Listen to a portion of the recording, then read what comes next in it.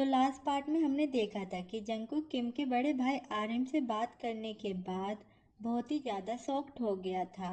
उसने फिर call cut कर दिया और फिर वो सोचने लगा कि किम आखिर करना क्या चाहता है। यहाँ तक कि जब हम क्लोज थे तब भी वो ये नहीं चाहता था कि किसी को भी हमारे रिलेशनशिप के बारे में पता चले। पर अभी जब सब कुछ खत्म हो गया तब उसने अपनी फैमिली के सामने ऐसी चीजें क्यों कह दी? आखिर इस बार वो कौन सा गेम खेलना चाहता है?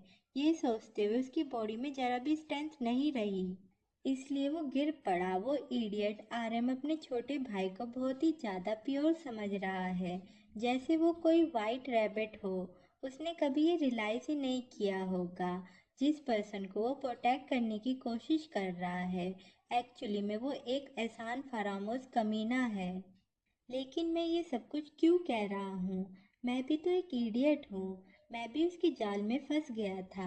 तभी वहाँ दरवाज़ा खुला। साऊजी अंदर आया कि मिस्टर जंगकुक, आपने फ़ोन पर बात कर ली।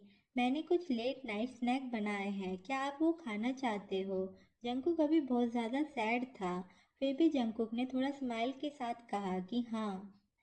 स्नैक खाने के बाद जंगकुक ने सावजी के पास बैठकर उसे कहा कि सावजी, अब तुम मुझे मिस्टर जंगकुक कहकर मत बुलाओ, वो बहुत ही ज़्यादा अजीब फील होता है। सावजी ने कहा, तो फिर मैं आपको क्या कह के बुला सकता हूँ? क्या मैं आपको जंगकुक भाई बोल सकता हूँ? एक्चुअली सावजी उसे कभी कभी जंगकुक कहकर बुलाता था, मतलब कि जंगकुक ने उससे कहा था, और बाकी तो सावजी उसे मिस्टर जंगकुक कहकर बोलता है। पर अभी सावजी ने कहा कि क्या मैं आपको जंगकुक भाई कहकर बुला सकता हूँ, तो जंगकुक को याद आ गया कि वो तो किम भी उसे कहकर बुलाता था। तो फिर जंगकुक के फेस पर से स्माइल ना हटे। वैसे पूरी स्माइल के साथ जंगकुक ने कहा कि नहीं, मुझे जंगकुक भाई कहकर मत बुलाओ, बस जंगकुक कह के बुलाओ। तो फिर सावजी ने स्माइल के साथ थोड़ा अटकते हुए जंगकुक का नाम लिया। जंगकुक को बहुत ही ज़्यादा सेटिस्फाई लगा। वो सोचने लगा कि शायद मैं पहले से ही गलत था। मुझे लव जैसी चीज़ों का पीछा करना ही नहीं चाहिए था। मेरे जैसे को तो सबसे ज़्यादा जेंटली और अंडरस्टैंडिंग लवर की ही ज़रूरत है। तो इस तरीके से अब जंगकुक ने सावजी पर मेहनत करना शुरू कर दिया है।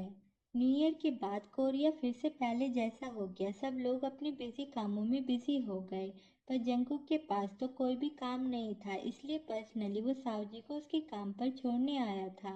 वहाँ स्कूल पर पहुँचते ही जंगकुक सावजी से कहने लगा कि यहाँ पर तो काफ़ी सारे गुड लुकिंग लड़के और लड़कियाँ हैं, तुम जरूरी यहाँ पर काफ़ी ज़्यादा पॉपुलर होंगे।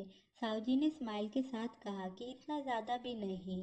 फिर वो जंगकुक को बाय बाय कह के जाने लगा। पर जैसे ही वो गाड़ी से बाहर निकला, एक लड़की सावजी से बात करने आ गई। वो उसे मिनमिन भाई कह के बोल रही थी और बहुत ही ज़्यादा क्यूट वॉइस में बात कर रही थी, जैसे वो दोनों पहले से ही एक दूसरे को जानते हो वैसे बात कर रही थी। सावजी जो सामान लाना भूल गया था, वो सावजी की मोम ने इस लड़की के साथ भेज दिया था।